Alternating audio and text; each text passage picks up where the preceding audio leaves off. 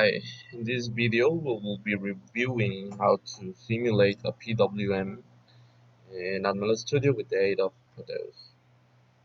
So let's start with the code.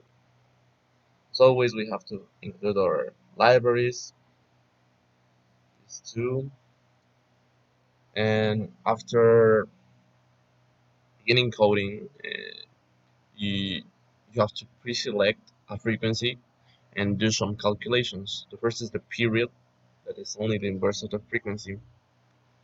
Then, with the already given duty times, we have to obtain the time on and the time off. To obtain the time on, we just have to multiply our period by the duty time. That's how we obtain the time on, and to obtain the time off, we just have to subtract the time on to the period. So time off is the remaining. After that, we have to set as outputs all our ports because we are going to be using all the ports to make the code shorter. Finally, we just have to make the sequence send a 1 to the port to the respective ports with the respective time on times. In the first case, we have a time on of 1.5 milliseconds, and we are going to send a 1 to that port for 1.5 milliseconds. Then we are going to send a 0 for the remaining time of 5 milliseconds. What is the remaining of 5 milliseconds if we have already used 1.5? 3.5 milliseconds. And that will be the case with the others. So I won't be explaining the others because I have already explained one example. Now let's start debugging this. Load the file.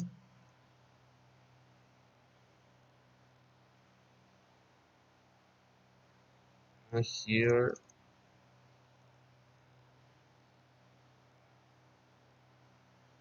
let's see what happened. Okay, already have it here.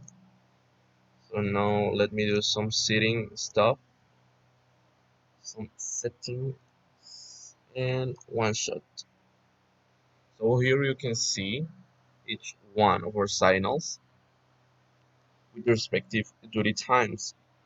As the duty time increase, you can see that the time on also increase, and the time off